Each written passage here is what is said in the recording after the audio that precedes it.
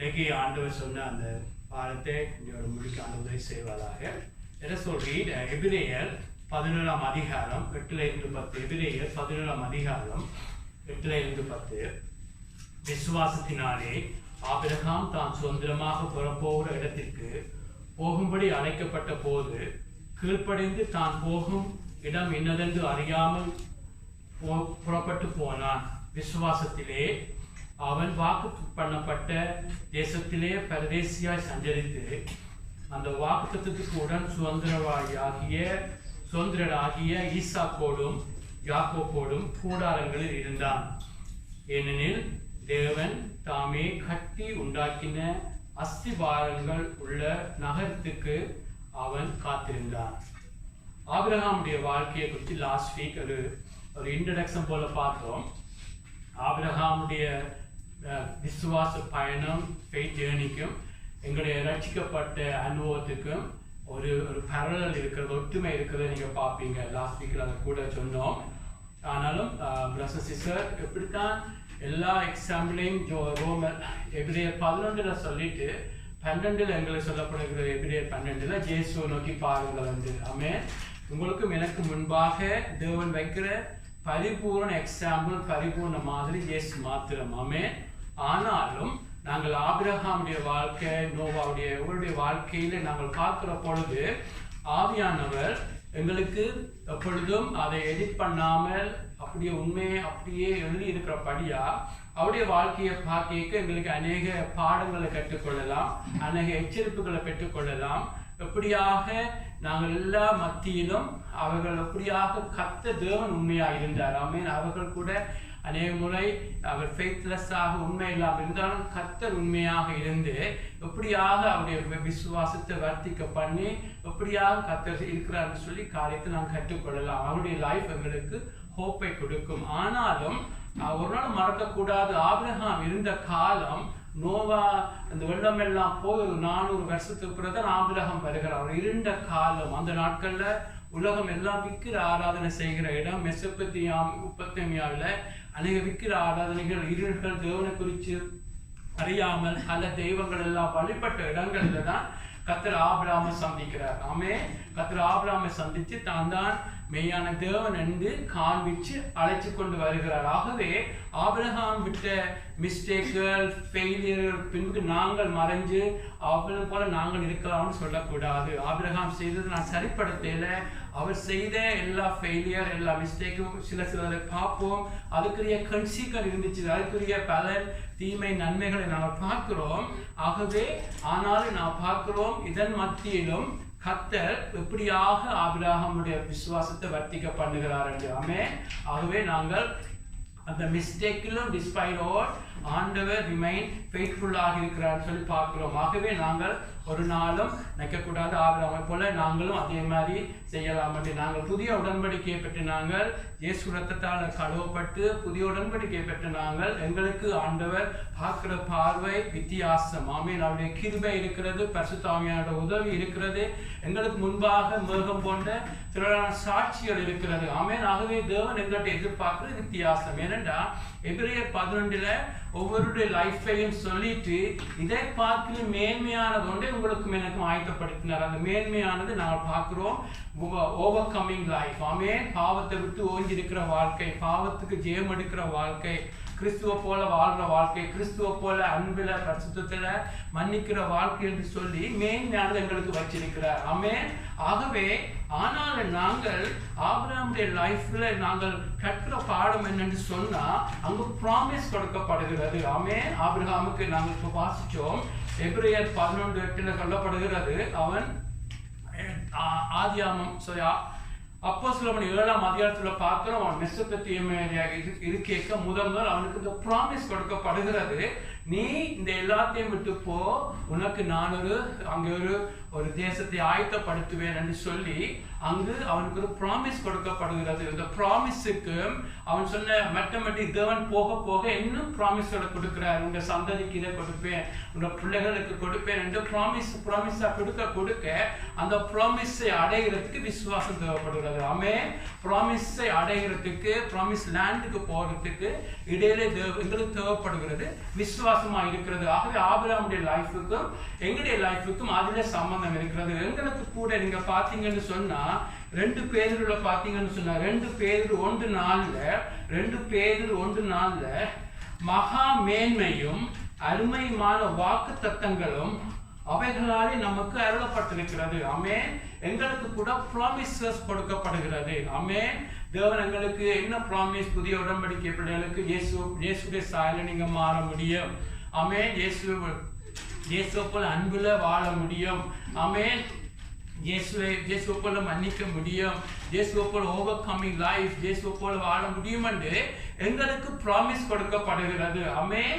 ஆனால் நான் last week சொன்னேன், பழைய உடன்படிக்கையில பிரைமரியாக மேன்மைப்படுத்தப்பட்ட ஆசீர்வாதங்கள் கண்ணால பார்க்கிற ஆசீர்வாதங்கள். ஆமென். கண்ணால பார்க்கிற ஆசீர்வாதங்கள்னா அங்கே அவள் சொந்த தேசத்துல இருந்து எல்லாமே கண்ணால பார்க்கிற ஆசீர்வாதங்கள்.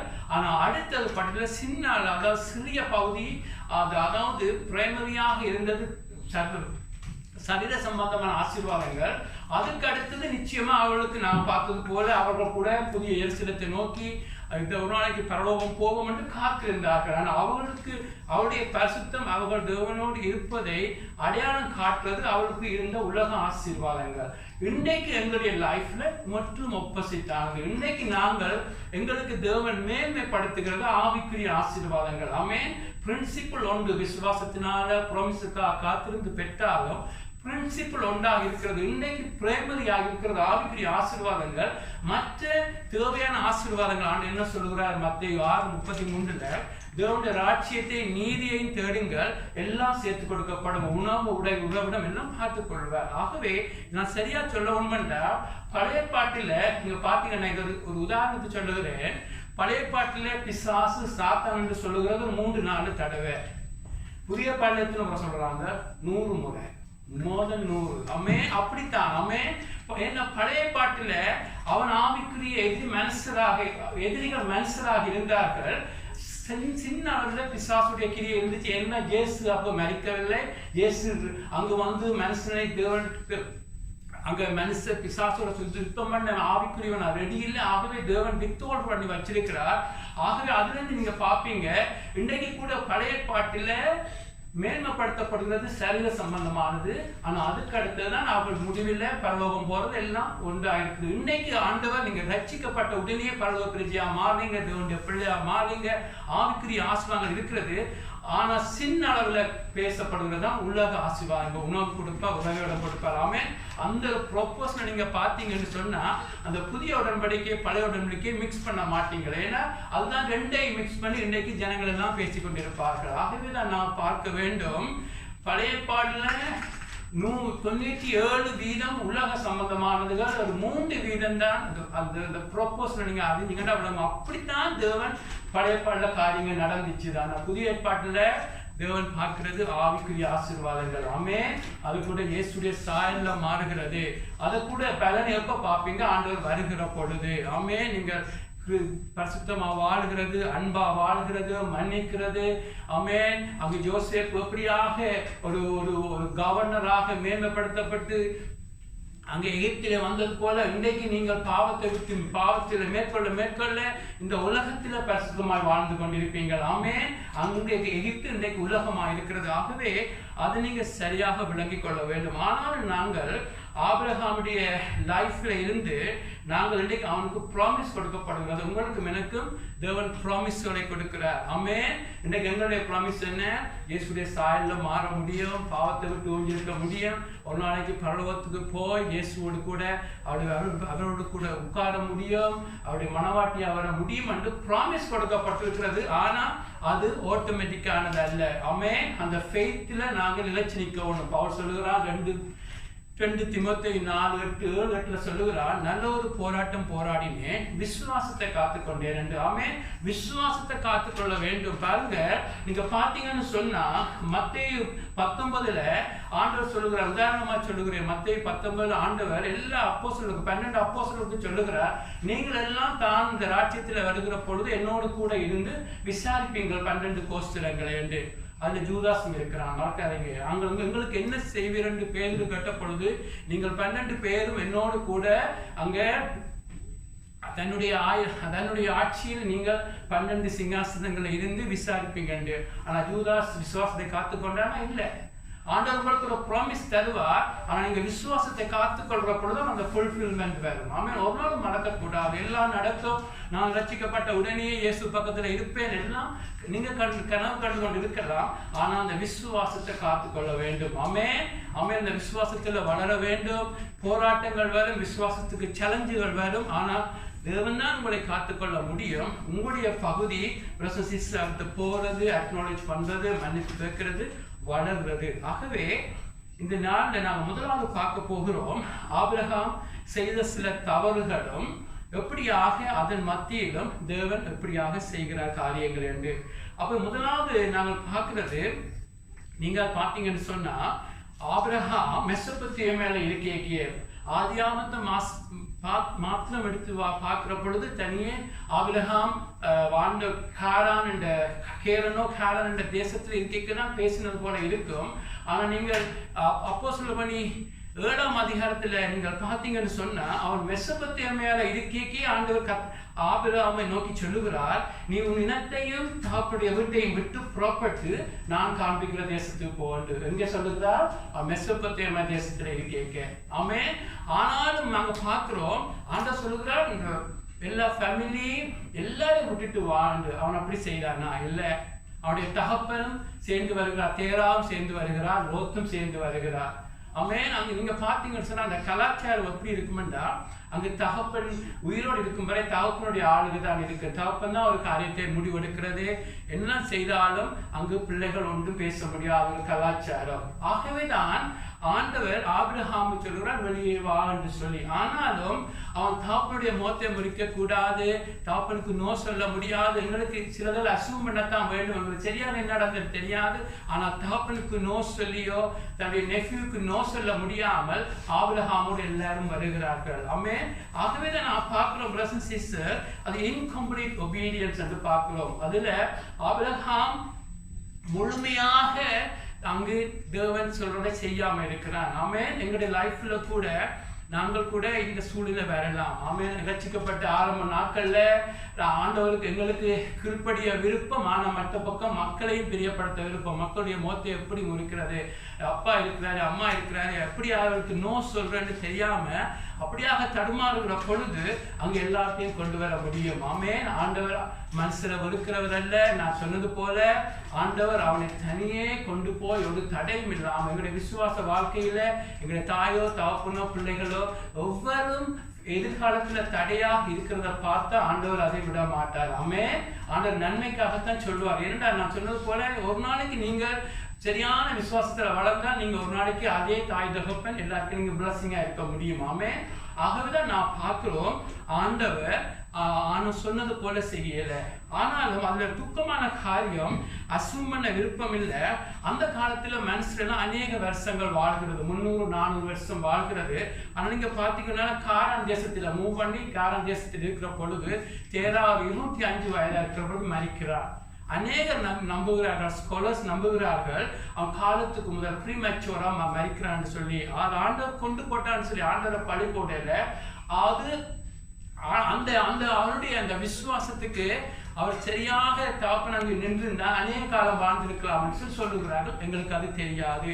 அது என்னதான் செய்தாலும் காரான் தேசத்தில் அவர் இருக்க ஆண்டவர் மறுபடியும் சொல்லுகிறார், ஆபிரகாமே இது அல்ல, நான் சொல்ற தேசத்துக்கு போட்டு தொடங்குகிறார். அது மாத்திரமல்ல லோத்தையும் கூட்டிக் கொண்டு வருகிறான்னு பார்க்கிறோம். நீங்க லோத்தை பார்த்தீங்கன்னு சொன்னா அவன் நெஃப்யூவா இருக்கிறான். இந்த லோத் பிரதர்ஸ் சிஸ்டர் ஆண்டவருடைய ஒரிஜினல் பிளான்ல இல்லை. ஆண்டவருக்கு விருப்பம் ஆபிரகாம் தனியே மனைவியோடு வார்கள் என்று சொல்லி அந்த லோத் வந்ததுனால நீங்கள் பார்த்தீங்கன்னு சொன்னா அதனால சில ஸ்ட்ரைவுகள், போட்டிகள், இந்த அவருடைய மந்தைகள் மேய்க்கிறோர் மத்தியில ஸ்ட்ரைவ் கொண்டு வந்து அங்கு 13ஆம் அதிகாரத்துல பார்த்தீங்கன்னு சொன்னா அப்பொழுது லோத்துடைய மந்தை மேய்க்கிறவர்களுக்கும் ஆபிரகாமுடைய மந்தை மேய்க்கிறவர்களுக்கும் ஒரு சண்டை வந்து பிரச்சனை வந்து கடைசியாக லோத் பிரிஞ்சு சோதோமுக்கு போகிறார். எப்பொழுது லோத் சோதோமுக்கு பிரிஞ்சு லோத் தனியா போகிற பொழுது ஆண்டவர் மறுபடியும் வந்து இந்த தேசத்தை உனக்கு கொடுப்பேன், சந்ததிக்கு கொடுப்பேன் என்று சொல்லி ஆண்டவர் சந்தோஷமாக ஆபிரகாம் ஆசீர்வதிக்கிறார். அதுல இருந்து நாங்கள் நினைக்க முடியும், இந்த இப்படியான தடைகள் வந்தபடியா ஆண்டவர் முழுமையாக ஆபிரகாமுடைய லைஃப்ல வந்து ஒரு காரியத்தை செய்ய முடியாம போயிடுது. எங்களுடைய லைஃப்ல கூட நாங்கள் பார்க்கலாம், எங்களுடைய லைஃப்ல கூட நாங்கள் மனுஷரா இல்லாமல் இருக்கலாம். நாங்கள் பிசாசுடைய தேசத்தை விட்டு உலகத்தை விட்டு நாங்கள் ஆண்டோடைய பிள்ளையாக வருகிற பொழுது ஆண்டோடைய பர்பஸ் எங்களுடைய விசுவாசத்தை வளர்க்க வேண்டும். தன்னில் நாங்கள் நம்ப வேண்டும், விசுவாசத்தில் வளர வேண்டும், தன்னுடைய அன்பில் தன்னுடைய பராமரிப்பில் மனுஷர் வளரணும் என்று பார்க்கிற பொழுது எங்களுக்கு சொல்லுவார், தீய நண்பர்களை விட்டுவிடு, ஆமென், மனுஷரை பிரியப்படுத்துறதை விட்டுவிடு, ஆமென், உன்னுடைய லைஃப்ல இன்னென்ன காரியங்கள் இன்னும் மனுஷர் இருந்தால் உனக்கு பிரச்சனையா இருப்பார்கள், அதில் விட்டு விடு, ஆமென். கிறிஸ்தவ வாழ்க்கை மேன்மையான ஒன்றை அடையிறதுக்கு மோசையை பாருங்க, யோவான் பாருங்க, மேன்மையான ஒரு தேசம், அந்த மேன்மையான பரிபூர்ணமான தேவனோடு நடப்பதற்கு நாங்கள் தியாகங்கள் பண்ண வேண்டும். ஆமென். எனக்கு உலகம் வேண்டும், எனக்கு கடவுளும் வேண்டும், எனக்கு தீய நண்பர்களும் வேண்டும், பரலோகம் வேண்டும் என்று சொன்னா அங்கே நடக்க முடியாது. ஆமென். ஆகவே எங்களுடைய லைஃப்ல ஆண்டவரோடு நடக்க வேண்டும் என்ற ஆண்டவர் சொல்லுவார், சித்தம் இல்லாதெல்லாம் விட்டு விட சொல்லி. ஆகவே நாங்கள் எப்பொழுதும் எங்களுடைய லைஃப்ல நாங்கள் ஆண்டவர்களை வளர்கிற பொழுது ஒவ்வொரு நாளும் வந்து ஆண்டவருடைய சமூகத்துல நாங்கள் ஒப்பு கொடுக்க வேண்டும். ஆண்டவரே, உங்க சித்தம் இல்லாதெல்லாம் என் லைஃப் விட்டு எடுத்து போடும் என்று. ஆமென். அது மனுஷரா இருக்கலாம், ஒரு பொருளாக இருக்கலாம், ஒரு தீய நண்பராக இருக்கலாம், ஆண்டவரத்துல உண்மையாக கொடுத்து விட வேண்டும். ஆமென். ஆமென். பரிசுத்தவான்களுடைய லைஃப்ல பாருங்க, பவுலை பாருங்க, எந்த பரிசுத்தவான்களும் ஒவ்வொரு நாளும் கழிப்பிடத்துல வந்து சித்தம் இல்லாதெல்லாம் அகற்றி செடிக்க வைப்பார்கள். ஆமென். நீங்கள் அப்படியாக தேவனோடு க்ளோஸாக நடக்கிறதுக்கு நீங்கள் அந்த திங்ஸோட லெட் கோ பண்ணிக்க தான் பிரதர்ஸ் சிஸ்டர்ஸ், தேவனோட க்ளோஸாக நடக்க முடியும். அப்படிதான் நீங்கள் ஒரு நாளைக்கு இவர்களுக்கு நீங்க ஆசீர்வாதமா இருக்க முடியும். ஆமென். உலகத்தில் இருக்கிற மனுஷருக்கு, உங்களுடைய தீய நண்பர்களுக்கு, மற்றவர்களுக்கு நீங்கள் ஒரு ஆசீர்வாதமா வர வேண்டும் என்றால் நீங்கள் ஒரு செப்பரேட் லைஃபை வாழ வேண்டும். அல்லேலூயா. ஆகவே எங்களுடைய லைஃப்ல அதை நாங்கள் பார்க்கிறோம். அதன் மத்தியில் ஒன்று மறக்க கூடாது, அவன் அப்படித்தான் ஆபிரகாம் இருந்தாலும் ஆண்டவர் தகப்பனை போன்றவர், தகப்பனுடைய இதயம் உள்ளவர், தகப்பனை போன்றவர், அவரை போல நல்ல தகப்பன் அல்ல, பொறுமையாக இருக்கிறார். ஆமென். ஆரம்ப நாட்கள்ல விசுவாச குறைவுகளினால எங்களுக்கு காண்பிக்கிறதை அவர் பாராத போல இருந்து ஆனாலும் ஆபிரகாமோடு தொடர்ந்து போகிறார். பின்பு நீங்க பார்த்தீங்கன்னு சொன்னா ஜெனசிஸ் 12 ஆதியாகமம் 12 நாங்கள் பார்க்கிறோம், ஆண்டவர் ஆபிரகாமுக்கு சொல்லுகிறார், இந்த தரிசனமாகி இப்பொழுது அவன் கானான் தேசத்துக்குள்ள வந்துட்டான், காரான்ல இருந்து கானான் தேசத்துக்குள்ள வந்துட்டான். ஆமென். வந்த பொழுது ஆண்டவர் சொல்லுகிறார், ஜெனசிஸ் 12:7 12:7 ஆபிரகாமுக்கு தரிசனமாகி உன் சந்ததிக்கு இந்த தேசத்தை கொடுப்பேன் என்கிறார். ஆமென். உன்னுடைய சந்ததிக்கு இந்த தேசத்தை கொடுப்பேன் என்று சொல்லி கானான் தேசத்தை காட்டுகிறார். அப்பொழுது காட்டிட்டு அப்படியே அவன் அங்க இருக்கிறான், உன்னுடைய சந்ததிக்கு உன்னுடைய ஓப்ஸ்பிரிங்கை கொடுப்பேன் என்றார். அந்த நேரத்துல ஒரு பஞ்சம் வருகிறது, பஞ்சம், ஃபேமின், அங்களுக்கு சாப்பாட்டு பஞ்சங்கள் வருகிறது. ஆபிரகாம் என்ன செய்கிறான், என்ன சொல்லி இருக்க வேண்டும், ஆண்டவரே இந்த இடத்துல தான் என்ன சொல்லி வச்சிருக்கீர், ஆமென், நீர் சொல்லி இருக்கு, நீர் என்னை பாதுகாப்பீர். ஆமென். ஆண்டவர் என்ன ஆபிரகாம் என்ன சொல்லி இருக்கணும், ஆண்டவரே இங்கதான் இருக்க சொன்னீங்க, நான் இந்த இடத்தை விட்டு அசைகிறதுல இருந்திருக்கணும். மாறாக என்ன செய்கிறான், அவன் எகிப்துக்கு வலிக்கிட்டு போகிறான், எகிப்து தேசத்தை நோக்கி பயணம் பண்ணுகிறான். ஆமென். பிரதர்ஸ் சிஸ்டர், இது கூட எங்களுடைய லைஃப்ல கூட வரலாம். ஆமென். ஆண்டவர் ஒரு ப்ராமிஸ் சொல்லுகிறார், இந்த தேசத்தை இந்த சந்ததிக்கு இந்த இடத்தை கொடுப்பேன் என்று சொன்னாலும் அவனுக்கு ஒரு குறைவுகள் வருகிற பொழுது, பஞ்சம் வருகிற பொழுது அவனோ தன் தேவனை கேட்காமல், தேவனை சாராமல், தன் சொந்த புத்தியில அவன் எழுந்து எகிப்து நோக்கி போய்கொண்டிருக்கிறான். லைஃப்ல கூட அப்படியான காரியங்கள் வரும், சூழ்நிலைகள் வரும். ஆமென். எல்லாமே செழுமையாக போகிற பொழுது ஆண்டுடைய ப்ராமிஸை நம்பி இருப்போம். ஆண்டவர் சொல்லியிருக்கிறார், செய்ய போறார், கட்டாயம் செய்வார், இங்க இதைத்தான் சொன்னார், இங்கதான் நிற்க சொன்னார், இதுக்காகத்தான் இருக்க சொல்லி நிற்பீங்க. ஆனால் பஞ்சம் வருகிற பொழுது பாருங்க, அங்கே வனாந்திரத்தில் அவர்கள் போகிற பொழுது எல்லாம் சந்தோஷமா போறாள், ஆனால் தண்ணீர் இல்லாத பொழுது, சாப்பாடு இல்லாத பொழுது முறுமுறுக்க தொடங்கி அங்கு காரியங்கள் நடக்கிறது. ஆண்டவர் கூட அந்த பஞ்சங்களை அனுமதிப்பார். எங்களுடைய லைஃப்ல பஞ்சம் என்று சொன்னா லிட்டரலா இருக்கா, சமயத்துல நாங்க எதிர்பார்க்கறது நடக்காம இருக்கும், நாங்க ஆண்டவர் எதிர்பார்க்கறதுக்கும் நடக்கிறதும் ஒப்போசிட்டா இருக்கும். ஆனால் அதன் மத்தியில நாங்கள் எப்பொழுதும் ஆண்டு எதிர்பார்க்கிறார், தன்னை நம்பி இருக்க வேண்டும் என்று. ஆமென். எலியாவை போஷித்த தேவன் எங்கள் தேவனா தேவனா இருக்கிறார். ஆனாலும் பாருங்க, ஆபிரகாம் தன் சொந்த புத்தியில அங்கு போன பொழுது என்ன நடக்கிறது? பொய் சொல்ல வேண்டி வருகிறது. ஆமென். என்ன சொல்லுகிறான்? தன்னுடைய சொந்த மனைவியை சிஸ்டர் என்று சொல்லுகிறான். அது மாத்திரமல்ல, அங்கே போய் அவன் தேவையில்லாத, தேவன் முன்குறிக்காத ஆசீர்வாதங்களை அங்கே பெற்றுக் கொள்ளுகிறான். அங்கே அதோடு ஆகாரையும் கொண்டு வருகிறான். ஆகார் வருகிறார், அங்கே கழுதைகள் மாடுகள் என்று சொல்லி ஃபாரோன் அநேக ஆசீர்வாதங்களை கொடுத்து விடுகிறார்.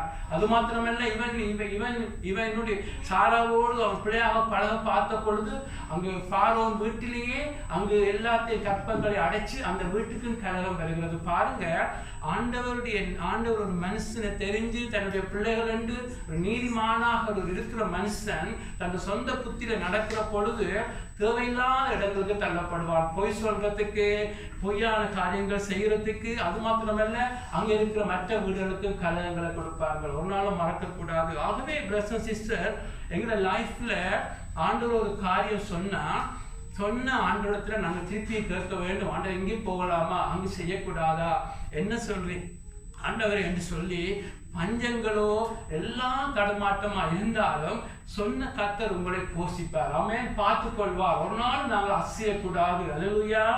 ஆகவே நாங்கள் என்ன பிரச்சனை மத்தியிலும் எப்பொழுதும் ஆண்டவரில் தரிச்சிருக்க வேண்டும். ஆமென். சொன்னவர் பார்த்துக் கொள்வார். இங்கேதான் இருக்க சொன்னார், என்ன சூழ்நிலையிலும் கர்த்தர் பார்த்துக் கொள்வார் என்று சொல்லி எங்களுடைய லைஃப்ல இருக்க வேண்டும். இப்படி ஒரு டீச்சிங்கை போலதான் கொண்டு போறேன். அடுத்தது நாங்க பார்க்கிறோம், இப்ப ஜெனசிஸ் 13 பார்க்கிறோம். நான் முதலே சொன்னது போல அங்கே ஆபிரகாம் பாருங்க, எகிப்தில போய் அநேக எதிர்பார்க்காத, தேவன் முன்குறிக்காத அநேக ஆசீர்வாதங்களோடு ஆகாரோடு வருகிறான். அநேக மந்தைகளோடு வருகிறான். மந்தையில ஒரு பகுதியை லோத்து பொறுப்பெடுக்கிறான், மற்றதை ஆபிரகாமுடைய அங்கு மேய்ப்பர்கள் பொறுப்படுத்தி அங்கு அநேக மந்தைகள் இருந்து அவர்களுக்கு ஸ்ட்ரைக் வருகிறது, வாக்குவாதங்கள் உண்டாகிறது. உன்னுடையதா என்னுடையதா, அதை நீ பார்க்கிறியா நான் பார்க்கிறியான்னு சொல்லி வாக்குவாதம் வருகிறது. பாருங்க, வேதத்துல ஒரு வசனம் இருக்கிறது, கர்த்தர் ஒரு ஆசீர்வாதத்தை கொடுத்தா அங்க சமாதானம் இருக்கும். ஆமென். கர்த்தரிடத்தை இருந்து வார ஆசீர்வாதம் கொஞ்சமா கூடவோ, கர்த்தர் ஒரு மனுஷனை ஆசீர்வதிக்கிற பொழுது அங்கு பீஸ் இருக்கு, சமாதானம் இருக்கும், ஸ்ட்ரைக் இருக்காது. ஆனால் நாங்கள் எங்களுடைய புத்தி இல்லாமல் கர்த்தர் முன்குறிக்காத ஆசீர்வாதங்கள் வருகிற பொழுது பாருங்க, அங்கு வாக்குவாதங்கள் உண்டாகி அது மாத்திரமல்ல, அவர்கள் பிரிந்து போகிறார்கள். பாருங்க, பிரிந்து போற அளவுக்கு அங்கு வாக்குவாதங்கள் வருகிறது. எங்களுடைய லைஃப்ல கூட கர்த்தர் கொடுக்காத ஆசீர்வாதங்களை ஆண்டவரே எடுத்து போடணும்னு சொல்ல வேண்டும். ஆமென். கர்த்தர் கொடுக்கிற என்ன ஆசீர்வாதம், சரீர ஆசீர்வாதம் இருக்கலாம், பொருளாக இருக்கலாம், ஆவிக்கு என்ன ஆசீர்வாதமும் கர்த்தர் கொடுக்கிற பொழுது அங்க சமாதானம் இருக்கும். அது பெரிய அடையாளம். ஆமென். இவ்வளவுதான் இருந்தாலும் சமாதானமா படுத்துறோங்கிறீங்க, எப்பொழுதும் கர்த்தரை மகிமைப்படுத்தி கொண்டிருப்பீங்க. ஆனா இங்கு ஸ்ட்ரைக் வருகிறது. ஆனா இதன் மத்தியிலும் கர்த்தர் கிரியை செய்கிறார். கர்த்தர் எவ்வளவு நல்லவர் பாருங்க. இதன் மத்தியில ஒன்று நடக்கிறது, லோத்து பிரிஞ்சு போகிறான். ஆமென்.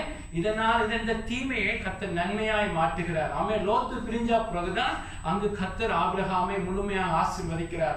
ஆனால் முழுமையாக ஆசீர்வதிக்கிறதுக்கு முதல் ஒரு காரியத்தை நாங்கள் பார்க்க வேண்டும். இந்த பெரிய ஸ்ட்ரைக் வருகிறது, போராட்டம் வருகிறது. ஆபிரகாமுடைய மேய்ப்பர்களுக்கும் லோத்துடைய மேய்ப்பர்களுக்கும் போராட்டம் வருகிற பொழுது ஆபிரகாம் என்ன சொல்லுகிறான்? ஆபிரகாம் சொல்லுகிறான், நீ உனக்கு விரும்பினதை, லோத்துக்கு சொல்லுகிறான் அவனுடைய நெஃப்யூக்கு, நீ விரும்பின தேசத்தை நீ எடுத்துக்கொண்டு நீ போ, நாங்கள் சகோதரர்களாக இருப்போம், சமாதானமா இருப்போம். பாருங்க, யார் யாருக்கு சொல்கிறது? ஆசீர்வாதத்துக்குரியவன் ஆபிரகாமா இருக்கிறான். அழைக்கப்பட்டது ஆபிரகாமா இருக்கிறான். உண்மையில எல்லாம் ஆபிரகாம் உடையது. ஆனால் ஆபிரகாம் சாந்த குணத்தோடு, சாந்த குணம் என்னன்னு சொன்னா, எங்களுக்கு ரைட்ஸ் இருக்கும் ஃபைட் பண்றதுக்கு, ஆனாலும் அமைதியா இருக்கிறது. அல்லேலூயா. எங்களுடைய பக்கத்துல ஒரு ரைட்ஸும் இல்லாம அமைதியா இருந்து அது இல்லை. உண்மையா எங்களுடைய பக்கம் ரைட்ஸ் இருக்கும், ஃபைட் பண்ண வேண்டும், டிஃபெண்ட் பண்ண வேண்டும் என்று, ஆனாலும் சமாதானமா இருக்க வேண்டும் என்று பொறுமையாக அங்கு இருந்த பொழுது லோத் என்ன செய்கிறான்? ஆபிரகாமுடைய பலவீனத்தை பார்த்து அட்வான்டேஜ் எடுத்து அழகான சோதோம் அதை தெரிஞ்சு, அப்பொழுது சோதோம் பியூட்டிஃபுல்லா இருந்துச்சு, தனக்கு பிடிச்ச நல்ல இடத்தை எடுத்துக்கொண்டு போகிறார், அட்வான்டேஜ் எடுக்கிறார். ஆனாலும் அங்கு நாங்கள் பார்க்கிறோம் சாந்த குணத்தை. ஆமென். தனக்குத்தான் உரியது, ஆனாலும் சமாதானத்தை விரும்பி பொறுமையா இருக்கிறான். அந்த சாந்த குணம் கர்த்தருடைய இதயத்தை தொடுகிறது. அல்லேலூயா. கர்த்தருடைய இதயத்தை நீங்கள் சாந்த குணமா இருந்தால் ஆண்டவர் சொல்கிறார், சாந்த குணம் உள்ளவர்கள் பூமியை சுதந்திரித்துக் கொள்வார்கள். அல்லேலூயா.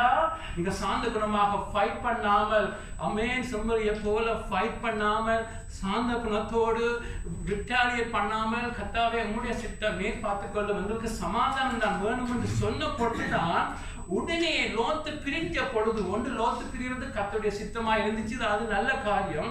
ஆனால் அதன் மத்தியில ஆபிரகாமுடைய சாந்த குணத்தை பார்த்து கர்த்தர், நான் முதல்ல சொன்னது போல ஆதியாகமம் 13:14-17 சொல்லுகிறார், ஆண்டவர் சொல்லுகிறார், இந்த தேசத்தை உனக்கு கொடுப்பேன், நீ நடக்கிற இடமெல்லாம் உனக்கு கொடுப்பேன், இதெல்லாம் உன்னுடையது என்று சொல்லுகிறார். அல்லேலூயா.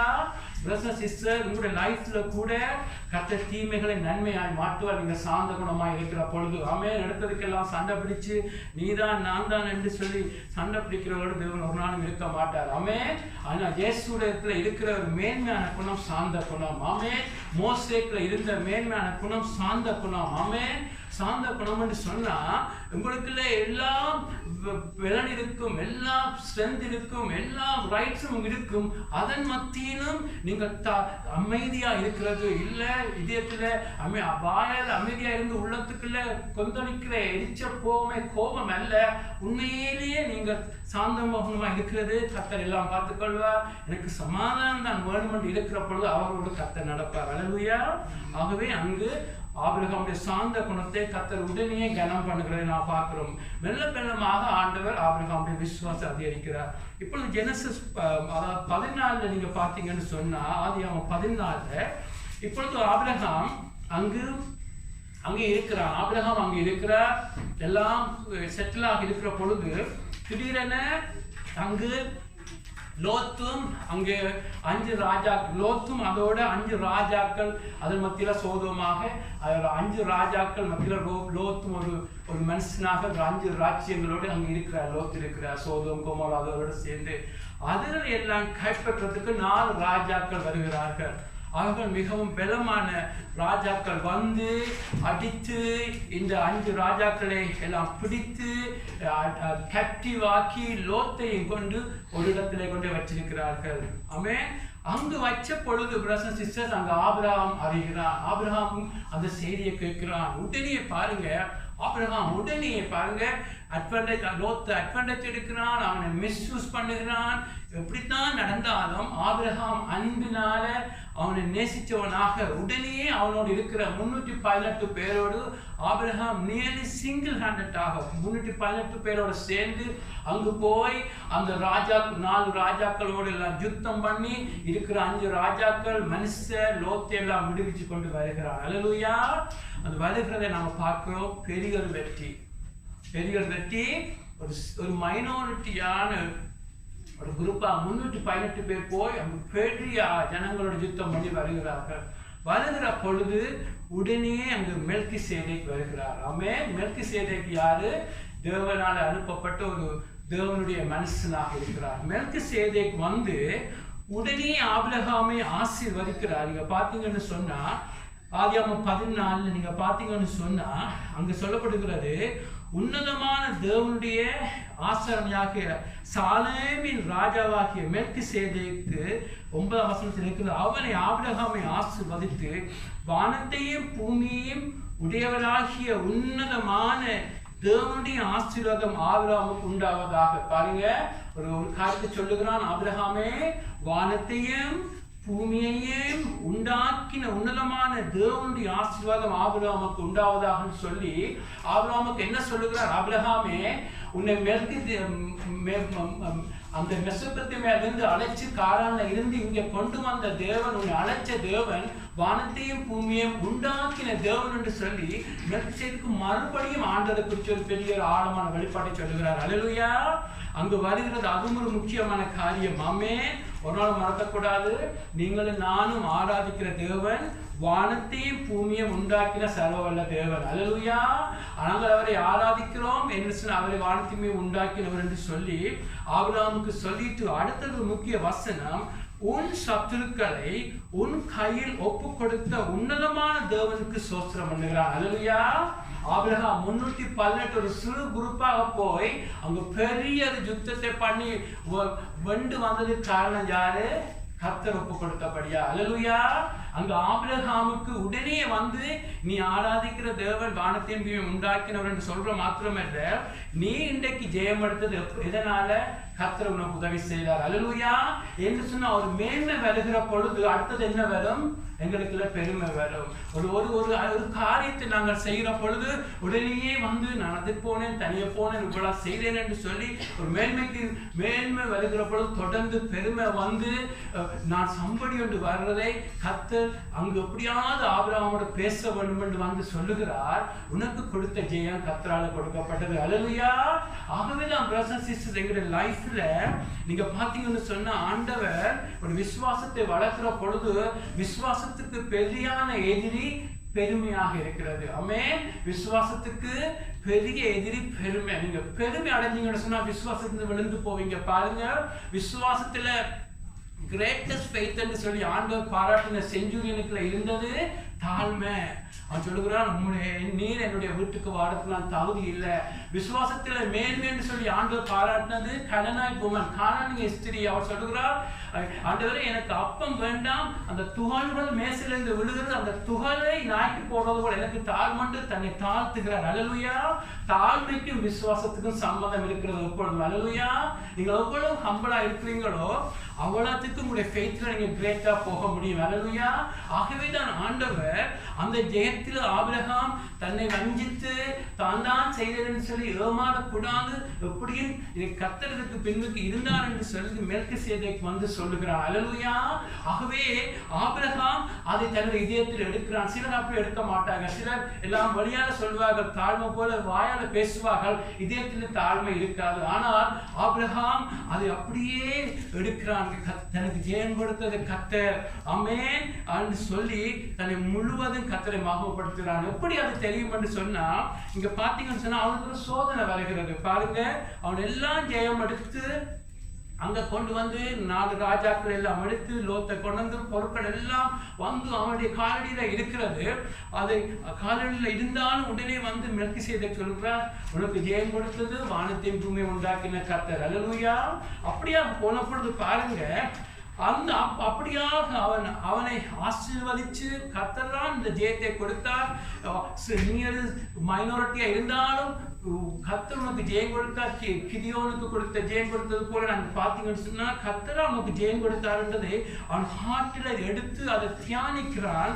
இப்பொழுது நீங்க பார்த்தீங்கன்னு சொன்னா அதே அதிகாரத்துல சோதோமின் ராஜா ஆபிரகாமை நோக்கி, ஜனங்களை எனக்கு தாரும், பொருட்களை நீர் எடுத்துக்கொள்ளும் என்று வருகிறார். பாருங்க, சோதோமின் ராஜா வந்து சொல்றார், ஹாப்பி, எல்லாரையும் மீட்டு ஆபிரகாம் கொண்டு வந்துட்டார். இப்பொழுது ஜனங்களை தார எல்லா பொருட்களையும் ஆபிரகாமை நீர் எடுத்துக்கொள்ளும் என்று சொன்ன பொழுது உடனே ஆபிரகாம் சொல்லுகிறான். ஜெனசிஸ் 14:22-23. அதற்கு ஆபிரகாம் சோதோமின் ராஜாவை பார்த்து, அபிராமை, அப்பொழுது ஆபிரகாமுடைய பேர் அபிராமா இருந்துச்சு, ஆபிராமை ஐஸ்வர்யன் ஆக்கினேன் என்று நீ சொல்லாதபடிக்கு நான் ஒரு சரட்டையாகிலும் பாதரட்சி வாரியாகிலும் உமக்கு உண்டானவர்கள் யாவொன்றையாகிலும் எடுத்துக்கொள்ளேன் என்றும் வானத்தையே பூமியையும் உடையவராகிய உன்னதமானுடைய தேவனுடைய கர்த்தருக்கு நேராக கைகளை உயர்த்துகிறேன் என்றார். அல்லேலூயா. பாருங்க, அங்கு மெல்கிசேதேக்கு என்ன ரெவலேஷன் கொடுக்கிறான்? நீ வணங்குற தேவன் வானத்தையும் பூமியையும் உண்டாக்கினவர். ஆமென். நீங்கள் ஒரு சேர்ச்சில் ஒரு செய்தியை கேட்கிற பொழுது உங்க இதயத்தில் எடுத்துக்கொள்ளவும் வானத்தையும் பூமியை உண்டாக்கினவர். ஜெயம் யாரால வரும்? கர்த்தரால வரும். ஆமென். நீங்கள் ஒரு செய்தியை கேட்டா, நீங்கள் விதைப்பன் ஓமையில பாத்தீங்கன்னா ஒரு செய்தியை கர்த்தர் பேசுவாரா இருந்தா அதுக்கு பிறகு ஒரு சோதனை வரும். ஆமென். அந்த செய்தியை நீங்க உட்கொண்டு அதை தியானிக்கிற பொழுது அது உண்மையிலேயே அது நீங்கள் உண்மையிலே எடுத்தீங்களா, கீழ்ப்படிங்களான்னு பார்க்கறதுக்கு ஒரு சோதனை வரும் உங்களுடைய லைஃப்ல. ஆமென். சோதனை வருகிற பொழுது நீங்க விழுந்து போவீங்களா இருந்தா நீங்க சும்மா தலையறிவிட தான் வாழ்வீங்க. ஆனா இங்கே பார்க்கிறான், மெல்கிசேதேக் சொன்னதை அப்படியே விசுவாசிக்கிறான். நான் வணங்குற தேவன் வானத்தையும் உண்டாக்கினவர். ஏன் இந்த பொருட்களை எடுக்கவில்லை என்றா, ஒரு பொருளுக்கும் அவளை ஆசீர்வதிக்கிற தெய்வத்துக்கும் சம்பந்தம். அந்த பொருளை அங்கேயிருந்து எடுத்தால் அவர் என்ன சொல்லுவார்கள், சோதோமின் ராஜா கொடுத்தான்னு சொல்றதை பார்த்து சோதோமுடைய தேவன் கொடுத்தாருன்னு சொல்லி அங்கு உண்மையான தேவனை மகிமைப்படுத்தாமல் சோதோமி தேவனை மகிமைப்படுத்த அப்படித்தான் செய்வார்கள். ஆகவேதான் ஆபிரகாம் பாருங்க, ஆரம்பத்தில் சின்ன சின்ன பிள்ளைகள் விட்டாலும் இந்த இடத்துல அவனுக்கு தெரியும் தனக்கு ஜெயம் கொடுத்தவர் கர்த்தர், தன்னை நடத்துறவர் கர்த்தர், தன்னை உண்டாக்கின தேவன், வானத்தையும் பூமியை உண்டாக்கின சர்வவல்ல தேவன் என்று அறிந்த பொழுது இப்பொழுது அவன் தனக்கு பொருட்கள் வேண்டாம், தனக்கு தேவனுடைய மகிமை வேணும் என்று சொல்லுகிறான். அல்லேலூயா. உங்களுடைய லைஃப்ல பிரதர்ஸ் சிஸ்டர், உங்களுடைய ஃபெய்த் இன்க்ரீஸ் பண்ண என்ன நடக்கும்? இந்த உலகத்தை தள்ள தொடங்குவீங்க. அல்லேலூயா. ஆமென். ஜனங்கள் இன்றைக்கு பின் உலகத்துக்கு பின் போய் பொருட்கள் வேணும், அது வேணும், இது வேணும் என்று ஏன் போகிறார்கள் சொன்னா அவளுக்கு பொருட்கள் தான் நிஜமாக இருக்கிறது. ஆமென். அவளுக்கு பொருட்கள் தான் வேண்டும். கர்த்தர் ரெண்டாம் இடத்துல இருக்கிறார். ஆனா நீங்கள் உங்களுக்கு தெரிஞ்ச உங்களை ஆராதிக்கிற தேவன் தான் எல்லாத்தையும் பார்த்துக் கொள்வார். எனக்கு ஆண்டவர் தான் வேண்டும், அவருடைய நாமம் தான் வேண்டும், அவருடைய மகிமை வேண்டும் என்று அப்படியாக தேடுகிற பொழுது பிரதர்ஸ் சிஸ்டர் சொல்றான், எனக்கு பொருட்கள் வேண்டாம். பொருட்கள் மாத்திரமல்ல, ஒரு சின்ன துரும்பு கூட உன்னோட எடுக்க மாட்டேன் என்று சொல்லி எல்லாம் வச்சுக்கொள்ளும் என்று சொல்லுகிறான். நீங்கள் உண்மையாக உங்களுடைய லைஃப்ல உண்மையான ஆண்டவரை ஆராதிச்சா பொருள் ஆசைகளை விட்டு வெளியாக வருவோம். அல்லேலூயா. பாருங்க, சக்கேயை இயேசு சந்தித்த பொழுது அவன் எல்லாம் தூக்கி எறிகிறான். இங்க பொருள் ஆசை தேவனுடைய இடத்தை எடுக்கும். என்ன பொருள் ஆசை விற்கிறாரான்னு சொல்லப்படுகிறது. ஆகவே நீங்கள் உண்மையான தேவனை நீங்கள் ஆராதிச்சு நீங்கள் வணங்குற தேவன் யார் என்று தெரிஞ்சால் நீங்க மற்றவுடைய பொருட்களுக்கோ மற்ற காரியங்களுக்கு ஆசைப்பட மாட்டீங்க என்று சொன்னா நீங்க பார்ப்பீங்க, அவன் என்னை பார்த்துக் கொள்வார். அல்லேலூயா. அந்த வைராக்கியம் உங்களுக்கும் எனக்கும் இருக்க வேண்டும். ஆமென். இங்க பாருங்க, ஆபிரகாம் சொல்லுகிறான், எனக்கு பொருட்களை பார்க்கணும், அவருடைய மகிமை தான் எனக்கு வேண்டும். ஆமென். என்னை பார்த்து ஒரு சொல்லக்கூடாது, அது பெருமையில சொல்லல, மற்ற தேவர்களுக்கு மகிமை போகக்கூடாது வைராக்கியமா இருக்கிறான். அல்லேலூயா. ஆகவேதான் எங்களுடைய லைஃப்ல பிரதர்ஸ் சிஸ்டர் எப்பொழுது நீங்க நினைக்கவன் ஒரு மேன்மை வருகிற பொழுது கர்த்தருக்கு மாமை கொடுக்க வேண்டும். உங்களை கொண்டு பயன்படுத்துறாரே, உங்களே ஒரு காரியத்தை பயன்படுத்துறாரா, கர்த்தருக்கு மாமை கொடுங்க. கர்த்தருடைய கையில ஒரு கல் இருந்தாலே கோழியாத்தை அவர் உடைக்கிற ஒரு கர்த்தர். அவருக்கு நீங்கள் உங்களை கொடுக்கிற பொழுது காரியங்களை செய்வார். ஆபிரகாம் அவரை விசுவாச பொழுது பெரிய ஜெயத்தை எடுக்கிறார். ஆனாலும் அங்கு தேவன் வந்து ஞாபகப்படுத்திக் கொண்டிருப்பார். நீங்கள் கூட விசுவாச வாழ்க்கையில வாழ்கிற பொழுது கர்த்தர் சபை மூலம் கூட பேசுவார், ஒரு விசுவாசம் மூலம் பேசுவார், ஒருவர் மூலம் பேசுவார். நீங்கள் உண்மையாக அந்த ட்ராக்ல இருக்கிற பொழுது உண்மையாக நீங்க ஸ்ட்ரகிள் பண்ணினாலும் கர்த்தர் வந்து சொல்லுவார், உங்களை அப்படித்தான் கர்த்தர் எங்களை விசுவாசத்தை வளர்ப்பார். ஆரம்பத்தில் எங்கேயோ இருந்த ஆபிரகாம் இப்பொழுதோ கர்த்தருடைய மகிமையை தேடுகிற ஆபிரமாக மாறிக்கொண்டிருக்கிறார். அல்லேலூயா. அது மாத்திரமல்ல, ஆதியாகமம் 15 பார்க்கிறோம் ஆபிரகாமுக்கு இன்னும் பிள்ளைகள் இல்லை. அப்பொழுது அவன் பார்க்கிறான், அவனுடைய வீட்டில எலியேசர் என்று சொல்லி ஒருத்தன் இருக்கிறான். ஆபிரகாம் சொல்லுகிறான், இந்த எலியேசர் இருக்கிறான் தானே, அவனே எனக்குடைய ஏஆராக, அவனே அந்த சந்தானத்தை எல்லாம் பார்த்து கொள்ளட்டும் என்று சொல்லி எலியேசரோடு செட்டிலாக பார்க்கிறான். அதுல கூட நாங்கள் ஒன்றை மறக்க கூடாது, கர்த்தர் அவனுக்கு இதயத்துல வச்சிருந்தது யாரை? ஈசாக்கு கொடுக்க விரும்புகிறார். ஈசாக்கு கொடுக்கலாம் கர்த்தருடைய சித்தம். ஆனால் ஆபிரகாம் செட்டிலாக பார்க்கிறது எலியேசரோடு. எங்களுடைய லைஃப்ல கூட தேவன் உங்களை அழைச்சது என்னத்துக்கு? ஏன் உங்களை ப்ராமிஸ் சொன்னா உங்களுடைய லைஃப்ல நீங்கள் பாவத்தை விட்டு ஓஞ்சிருக்க முடியும், இயேசுவை போல மாற முடியும், ஜெயம் எடுக்க முடியும். உங்களுடைய கோபம், பொறாமைகள், எரிச்சல்கள் எல்லாம் விட்டு நீங்கள் இயேசுடைய சாயல்ல இருக்க முடியும் என்று சொல்லி ஆண்டவர் அப்படித்தான் உங்களை முன்குறிச்சிருக்கிறார். அல்லேலூயா. அந்த ஈசாக்கு எப்பொழுது பார்த்தா இயேசுக்கு அடையாளமா இருக்கிறார். இயேசுடைய சாயலை உண்டாக்குறதா புதிய உடன்படிக்கையுடைய நோக்கமா இருக்கிறது. ஆனா நாங்கள் என்ன சொல்லுகிறோம்?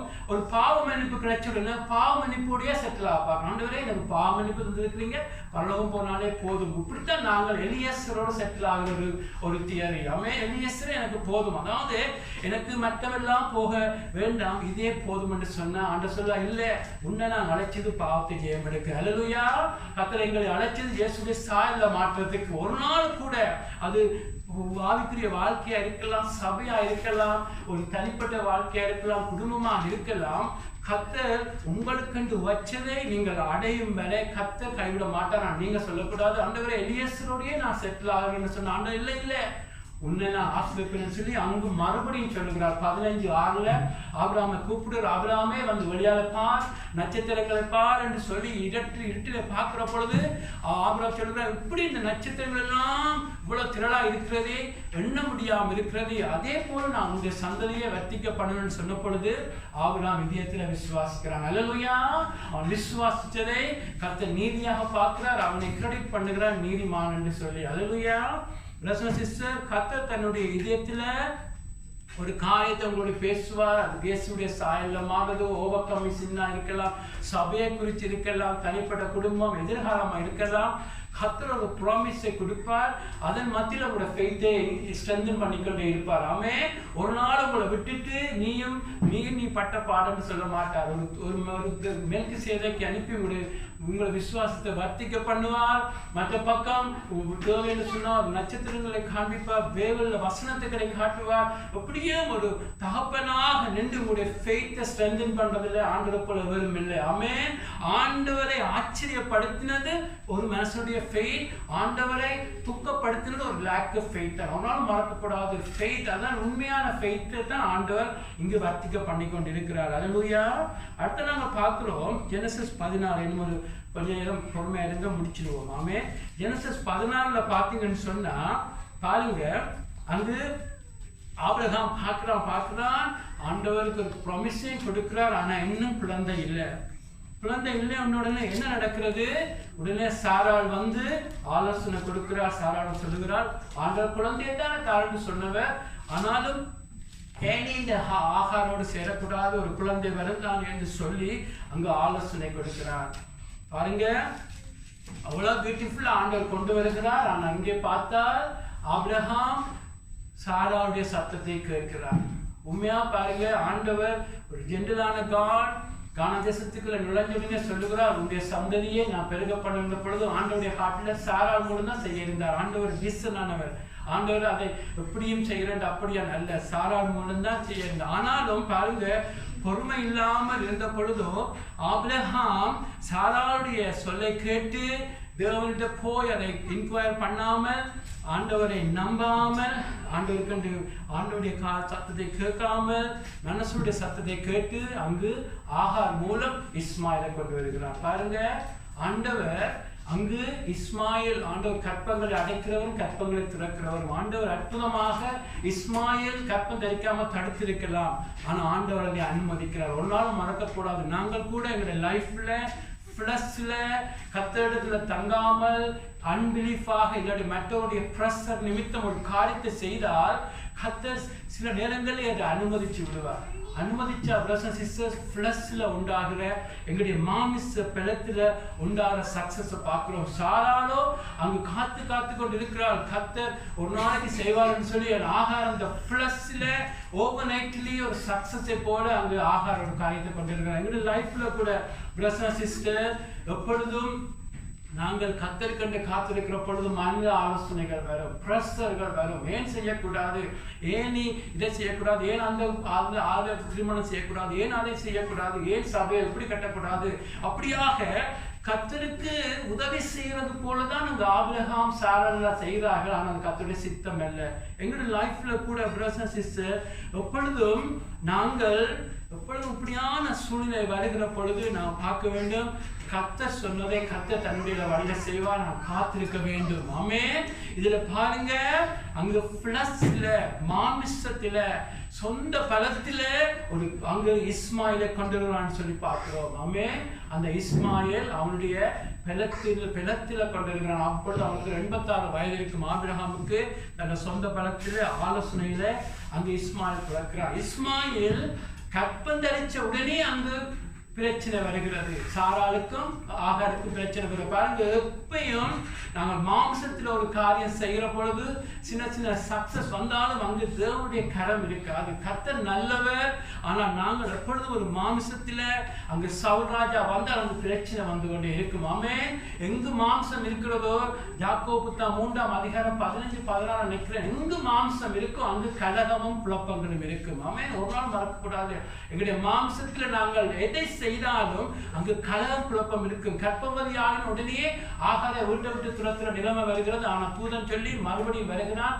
ஆனால் அங்கு இஸ்மாயில் பிறந்து எல்லாமே அங்கு சமாதானம் இல்லாமல் போகிறது. எங்களுடைய லைஃப்ல மாமிசத்தில கத்தற்கண்டு காத்திருக்காமல் செய்கிறது எல்லாம் எப்பொழுதும் ஒரு சலனத்தையே கொடுத்து கொண்டிருக்கும். ஆனால் பாருங்க, ஜம்ப் பண்ண வேணுமெண்டா பாருங்க, எப்பொழுது தேவன் அந்த இஸ்மாயிலை வீட்டை விட்டு அனுப்புகிறாரோ அதுக்கு பிறகுதான் ஆண்டவர் ஈசாக்கை முழுமையா ஆசீர்வதிக்கிறார். ஆமென். எங்களுடைய லைஃப்ல அதை கூட நான் குயிக்கா பார்க்க போறோம். ஆகவே எங்களுடைய லைஃப்ல சோதனைகள் வரும். கர்த்தர் ஒரு சொன்ன காலத்தை கர்த்தர் செய்வார். அதற்கு முதல் எப்பொழுதும் பிளஸ் வந்து உங்களோட அதை செய்யலாம் இதை செய்யலாம் வந்தாலும் நீங்கள் இல்லை, நான் கர்த்தருக்கென்று காத்திருப்பேன் கர்த்தருக்கென்று காத்திருப்பேன் என்று சொல்லி கர்த்தர் சொன்ன ஈசாக்கு கர்த்தர் கொடுக்க வல்லவராக இருக்கிறார். ஆமென். எல்லாமே பாருங்க, எப்படி மாசம்தான் முன்னுக்கு வரும், அதை அடுக்கிக் கொண்டே போகலாம். ஆனால் உங்களுடைய ஆலோசனை வரும்போது கர்த்தரிடத்துல கொடுங்க. கர்த்தர் தான் சொன்னதை தன்னுடைய நேரத்தில் செய்து முடிப்பார். ஆமென். அடுத்து நாங்க பார்க்கிறோம், ஜெனசிஸ் 11ல ஆண்டவர் சொல்லுகிறார், இஸ்மாயில் பிறந்து எல்லாம் நடக்கிறது ஒரு 13 வருஷத்துக்கு பாருங்க. 86 வயதுல இஸ்மாயில் பிறக்கிறான். 99 வயதுல ஆண்டவர் சொல்லுகிறார் ஆபிரகாம் நோக்கி, நான் சர்வ வல்லமை உள்ள தேவன், நீ எனக்கு முன்பாக நடந்து கொண்டு உத்தமனாயிரு. பாருங்க, 13 வருஷமாக நான் நம்புகிறேன் கர்த்தர் அவனோடு பேசவே இல்லை. அவன் 13 வருஷம் ஏன் நிற்கிறோம் என்று சொன்னா அவளுக்கு கர்த்தரை அவன் கவலைப்படுத்துகிறான். கர்த்தர் ஒரு பெரிய திட்டத்தை வச்சிருக்கிறார். ஆனால் அவன் மாமிசத்தில அந்த காரியத்தை செய்தபடியா கர்த்தர் அமைதியா இருந்தவர் போல. ஆனா இங்க வந்து ஒரு ரிப்பீட் ஒரு எச்சரிப்பாக சொல்லுகிறார், நீ எனக்கு முன்பாக நடந்து உத்தமனா இரு. அதாவது நீ பிளேம்ஃபுல்லா இருந்துட்ட, நீ சொந்த முயற்சியில நீ ஒரு காரியத்தை செய்துட்ட ஆபிரகாமே, இப்பொழுது ஆண்டவர் சொல்லுகிறார் நீ உத்தமனாயிரு என்று சொல்லி. அல்லேலூயா. ஆண்டவர் ஒரு பக்கம் உற்சாகப்படுத்துவார், மக்கள் மூலம் உங்களை உற்சாகப்படுத்துவார், ஸ்திரப்படுத்துவார். மற்ற பக்கம் நீங்க பிளவுடுற பொழுது சில நேரங்களில் அமைதியாக இருப்பார். ஆமென். ஆபிரகாம் அந்த 13 வருஷம் என்ன பாடுபட்டானோ தெரியாது. கர்த்தர் உங்களோட பேசாமல் இருக்கிற பொழுது கவலையாக இருக்கும். ஆமென். ஆகவே ஆனாலும் கர்த்தர் எனக்கு முன்பாக நடந்து உத்தமனாயிரு என்று சொல்லி சொல்லுகிறார். பிரதர் சிஸ்டர், அது மாத்திரமல்ல சொல்லுகிறார், அந்த மாமிசத்தின் நுனித்தோலை வெட்டி போடுவிடு. அதாவது விருத்த சேதனம் பண்ண வேண்டும். ஏன்னு சொன்னா ஆண்டவர் என்ன சொல்லுகிறார், நான் உனக்கு விரைவில் ஈசாக்கை கொடுக்க போகிறேன், ப்ராமிஸ் சைல்ட கொடுக்க போகிறேன். அதுக்கு அந்த ப்ராமிஸ் சைல்ட ஈசாக்கை கொடுக்கிறதுக்கு உன்னுடைய பலன் அங்கு வரக்கூடாது. ஆகவேதான் உன்னுடைய பலத்துல நீ இஸ்மாயில கொண்டு வந்துட்ட. அதுக்கு அடையாளமாக ஈசாக்கை நான் கொடுக்க முதல் மாமிசத்து நுனித்தோலை சர்க்கம்சிஷன் அங்கு நுனித்தோலை வெட்டென்று சொல்லி அதுக்கு என்ன அடையாளம், அங்கு கொடுக்கப்பட போற ஈசாக்கு வாக்கு தத்தத்தின் பிள்ளை. ஆமென். அங்கு தேவன் அற்புதமாக ஆபிரகாம் ஈசாக்கையும் ஆபிரகாமையும் சாராள் மூலம் அந்த குழந்தையை பிறப்பிக்க பண்ணது தேவனுடைய ப்ராமிஸ், தேவனுடைய கடத்தினால் நடக்க போற அற்புதம். ஆபிரகாம் சொல்லுகிறார், நீ 99 வயதாயிட்டாய், ஆனாலும் நான் உனக்கு கொடுக்க போற பிள்ளை ப்ராமிஸ் சைல்டா இருக்கிறபடியா இது உன்னுடைய பலன் இல்லை என்பதற்கு அங்கு சர்க்கம்சிஷன் மூலமாக வருகிறது. அங்குதான் விருத்த சேதனம் வருகிறது. பிரதர் சிஸ்டர், எங்களுடைய லைஃப்ல கூட கர்த்தர் ஒரு ஆசீர்வாதத்தை உங்களுக்கு கொடுக்க வேண்டும் என்று சொன்னா அப்பொழுது எப்பொழுதும் சொல்லுவார், நீயா மாம்சத்தின நுனித்தோலை வெட்டென்று சொல்லி. ஏன்னு சொன்னா அந்த விருத்த சேதனம், அவனுக்கு நடந்த விருத்த சேதனம் கொலோசியர் 2ஆம் அதிகாரம் 11-12 எங்களுக்கு கொடுக்குற ஞானஸ்நானத்துக்கு ஒப்பிடப்படுகிறது. ஆமென். ஏன் நாங்கள் ஞானஸ்நானம் பருகிறோம் என்று சொன்னா அதோட விருத்த சேதனத்துக்கு அடையாளம். ஞானஸ்நானம் என்ன நடக்கிறது, கிறிஸ்துவுடைய பாவம் எனக்கு வருகிறது, கிறிஸ்துடைய சாயம் வருகிறது, கிறிஸ்துவ நேச்சர் உங்களுக்குள்ள வருகிறது. அந்த கிறிஸ்துவ உங்களோட பாவங்கள் மன்னிக்கிறதும் கிறிஸ்துடைய சாயல நீங்க மாறுறதும் கிறிஸ்துடைய நேச்சரா மாறுறதும் கர்த்தருடைய வேலை. அல்லேலூயா. உங்களுடைய சொந்த முயற்சியால் ஒரு நாள் நடக்காது. ஆகவேதான் அந்த ஞான ஸ்நானத்தை ஆவிக்குரிய விருத்த சேதனம் என்று சொல்லி கொலோசியர் புத்தகம் சொல்லுகிறது. ஆகவேதான் நான் ஞான ஸ்நானம் பெறுகிறோம். அப்படிக்கா என்ன சொல்லுகிறோம், ஆண்டவரே எங்களுக்கு நடக்கிற மன்னிப்பு, எங்களுக்கு நடக்க போற டிரான்ஸ்ஃபார்மேஷன் மாற்றம் எல்லாம் எப்படி நீர் ஈசாக்கை நீர் கொடுத்தது போல எங்களுக்கு இயேசுவை நீர் உண்டாக்க போகுது. எங்களுடைய வேலை எங்களால முடியாது வருகிறதும் விசுவாசத்தினால் அதை பெற்றுக் கொள்கிறது. அல்லேலூயா. ஆகவேதான் எங்களுடைய லைஃப்ல பிரதர் சிஸ்டர் ஞான ஸ்நானத்துக்கும் அந்த விருத்தசேதனத்துக்கு சம்பந்தம் இருக்கிறது. ஆகவேதான் நாங்கள் ஞானஸ்நானத்தில் என்ன சொல்லுகிறோம், இது கர்த்தரால உண்டாகிற பாவ மன்னிப்பு, கர்த்தர் தான் என்னை மாற்றப் போகிறார் என்று சொல்லி. ஆகவே அங்கே ஜெனசிஸ் 18 அந்த விருத்தசேதனம் நடந்த பிறகு ஜெனசிஸ் 18 நாங்கள் இப்பொழுதோ எல்லாரும் விருத்தசேதனம் பண்ணி சர்க்கம்சிஷன் செய்த பிறகு அந்த ஜெனசிஸ் 18 ஆண்டவர் இப்பொழுதோ சாராளை கற்பம் தரிக்க பண்ணி ஆபிரகாமுக்கு பிள்ளையாக ஈசாக்கு பிறக்கிறான். அல்லேலூயா. அது ப்ராமிஸ் சைல்டாக இருக்கிறது. அல்லேலூயா. எங்களுடைய லைஃப்ல கூட கிறிஸ்து எங்களுக்குள்ள வர வேண்டும் என்று சொன்னா ஒவ்வொரு நாளும் நாங்கள் எங்களுடைய மாமிசத்தை கொண்டு வந்து சிலுவையில் அறைய வேண்டும். அல்லேலூயா. எங்களுடைய லைஃப்ல எப்பொழுது ஈசாக் எப்பொழுது இஸ்மாயிலை முழுமையாக தள்ளுகிறானோ ஆபிரகாமுக்கு விருப்பமே இல்லை. ஆனாலும் பாருங்க, ஆபிரகாம்ல இருந்த ஒரு சிறந்த ஒரு குணம் என்னன்னு சொன்னா, அவன் அநேக இடங்கள்ல முழுமையான கீழ்ப்படுதல் இல்லாட்டியும் கர்த்தர் பேசினா முழுமையாக அடுத்த நாளே செய்திடுவான். ஆமென். அதுதான் பாருங்க, எங்களுக்கு தெரியாது ஏன் ஆண்டவர் எப்படியான இடமெல்லாம் பொறுமையா இருந்தேன்னு சொன்னா, ஆண்டவர் ஆபிரகாம் ஒரு பக்கம் அவன் பிள்ளைகள் விட்டாலும் மற்ற பக்கம் எப்படியாவது கர்த்தரை பிரியப்படுத்த வேண்டும், எப்படியாவது கர்த்தருடைய காரியம் செய்யணும். பாருங்க, அங்கு சாரா இஸ்மாயிலை இந்த ஆகாரை கலைத்து விட அடுத்த நாளே கழிச்சு விடுகிறான். அங்க இஸ்மாயிலை துரத்தன்னு சொன்னா அடுத்த நாளே செய்கிறான். பாருங்க, அந்த இன்ஸ்டன்ட் ஒபீடியன்ஸை நாங்கள் ஆபிரகாம்ல பார்க்கிறோம். ஆமே. எங்களுடைய லைஃப்ல பாருங்க 12 அப்போஸ்தலர் ஆண்டவர் அழைக்க இன்ஸ்டன்ட் ஒபீடியன்ஸ் உடனே எழுப்பி போவாங்க. உங்களுடைய லைஃப்ல இன்ஸ்டன்ட் ஒபீடியன்ஸ் இல்லாட்டி இன்றைக்கு ஒர்க் பண்ணுங்க. அல்லேலூயா. ஆபிரகாம் சிறந்த குணம். ஆகவே இப்பொழுது ஈசாக்கு பிறக்கிறார். ஈசாக்கு பிறந்து வளர்றான்னு பார்க்கிறோம். எங்களுடைய லைஃப்ல நோக்கம் என்ன? தேவனுடைய நோக்கம் உங்களுடைய ரட்சித்தது, ஞானஸ்நானம் பெற்று ரட்சித்தது நோக்கம். உங்களுக்குள்ள ஈசாக்கு பிறந்தது போல உங்களுக்குள்ள இயேசு பிறக்க வேண்டும். ஆமென். அதான் பவுல் சொல்லுகிறான், கிறிஸ்து உங்கள உருவாகும் வரை நான் கற்ப வேதனை அடைகிறேன். ரட்சிக்கப்படுறதே இல்லை, ரட்சிக்கப்பட்ட பிறகு கூட எங்களுக்குள்ள கிறிஸ்து உருவாகி கொண்டே இருக்க வேண்டும். ஆமென். அதான் கிறிஸ்து சபையுடைய நோக்கமா இருக்கிறது. ஆனா ஆபிரகாமுக்கு ஒரு பெரிய சோதனை வருகிறது. ஜெனசிஸ் 22 பார்க்கிறோம். இன்னும் 10 நிமிஷத்துல முடிக்க முடியும். ஏன்னா ஓகே இருக்கிறீங்களா எல்லாரும்? ஓகே. அறுவாசி பேர் 51% ஓகேன்னா நான் கொண்டு போகலாம். ஓகே. அப்ப ஜெனசிஸ் 22 சோதனை ஒன்று வருகிறது. ஆமென்.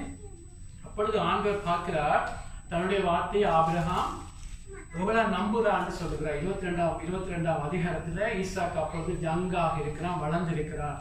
அப்பொழுது ஆண்டவர் சொல்லுகிறார் ஆபிரகாமுக்கு, நீ உன்னுடைய ஈசாக்கை கொண்டு வந்து பலியிடு என்று சொல்லி வந்து ஆல்டர்ல பலியிடு என்று சொன்ன பொழுது என்ன செய்கிறான் ஆபிரகாம்? உடனே எழுந்து 3 days பயணம் பண்ணி அங்கு போய் பலிப்பிடத்துல வைக்கிறான். ஆமென். பலிப்பிடத்துல வைக்கிறான். கத்தியை ஓங்குகிற பொழுது கர்த்தர் தடுக்கிறான்னு சொல்லி பார்க்கிறோம். அதுல நீங்க பாத்தீங்கன்னு சொன்னா அந்த சம்பவத்தையும் எபிரேயர் 11 நீங்க பாத்தீங்கன்னு சொன்னா ஆபிரகாமுக்கு தெரியும், அவர் ஆண்டவர் என்ன சொன்னார், உன்னுடைய சந்ததியை வர்த்திக்க பண்ணுவேன், பெருக பண்ணுவேன், இந்த ஈசாக்கு மூலம் செய்வேன் என்று சொல்லி. ஆகவே ஆபிரகாமுக்கு தெரியும், இவனை தகன பலியாக எரித்து தூள்களாக எரித்தாலும் தேவன் தன்னுடைய வார்த்தையை செய்து முடிப்பார். எப்படி அவன் மறுபடியும் உயிரோடு எழும்பி இந்த ஈசாக்கு மூலம் சந்ததியை பெருக பண்ணுவார் ஆபிரகாமுக்கு தெரியும். இதுக்கு முதல் ஒருவர் கூட இறந்து உயிர்த்ததை ஆபிரகாம் கண்டதே இல்லை, கேள்விப்பட்டதும் இல்லை. ஆனா ஆண்டுடைய வார்த்தையை அப்படியாக நம்புகிறான். அல்லேலூயா. எப்படித்தான் தகன பலியாக ஈசாக்கை அவன் போட்டாலும் மறுபடியும் எழும்புவார்கள். ஏன்னா எபிரேயர் 11 எப்படி சொல்லுகிறது, ஈசாக்கை அவன் பலிப்பிடத்தில் வச்சு மறுபடியும் பாவனையாக பெற்றுக் கொள்ளுகிறான் என்று. அல்லேலூயா. ஏன் அது முக்கியம் என்று சொன்னா, எங்களுக்கு பிரதர் சிஸ்டர் எங்களுடைய லைஃப்ல இயேசு எங்களுடைய லைஃப்ல ஒவ்வொரு நாளும் வர வேண்டுமென்றா நாங்களும் பலிப்பிடத்துக்கு வர வேண்டும். ஆமென். ஆமென். ரோமர் 12 பார்க்கிறோம். பிரதர் அடிக்கடி பேச சொல்லுவார், எங்களையே நாங்கள் ஜீவ பலியாக கொடுக்கிறது எப்படி?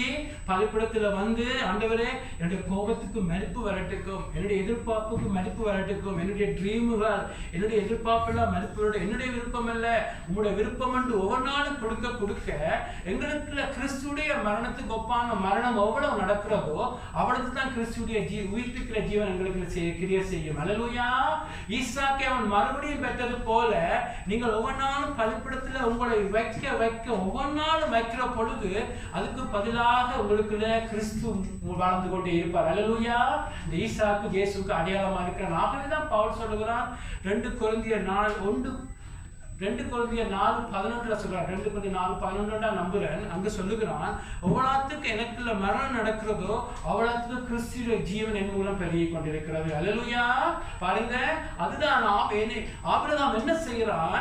கர்த்தருடைய வசனத்தை நம்பி ஈசாக்கை கொண்டிருக்கிறான். நீங்கள் ஆண்டவரிடத்தில் ஒப்பு கொடுக்கிற பொழுது முழுமுறுக்க கூடாது. ஐயோ சொல்லிட்டாரே, ஐயோ அதை விட சொல்லிட்டாரே, இதை விட சொல்லிட்டாரே அல்ல. உண்மையாக கொண்டு வந்து, ஆண்டவரே என்னுடைய விருப்பம் அல்ல, உங்களுடைய சித்தம் என்று நீங்கள் சந்தோஷமாக கொடுக்கிற பொழுது, தேவனுடைய வார்த்தையை நம்பி கொடுக்கிற பொழுது உங்களுக்குள்ள எவ்வளவு உங்களுடைய சுயத்துல மரணம் பெறுகிறதோ அவ்வளவுக்கு உங்கள் மூலம் கிறிஸ்து வெளிப்பட தொடங்குவார். அல்லேலூயா. ஆகவே அது முக்கியமாக நடக்கிறது. அதுக்கு பிறகு நாங்கள் பார்க்கிறோம், அதுக்கு பிறகு தேவன் ஆபிரகாமை அளவில்லாமல் ஆசீர்வதிக்க தொடங்குகிறார். எங்களுக்கு கொடுக்கிற ஆசீர்வாதம் இப்படியாக நாங்கள் கொடுக்கிற பொழுது நான் பார்த்தேன், எங்களுக்கு தேவன் முக்கியமாக கொடுக்கிற ஆசீர்வாதம் கிறிஸ்துடைய சாயல். அல்லேலூயா.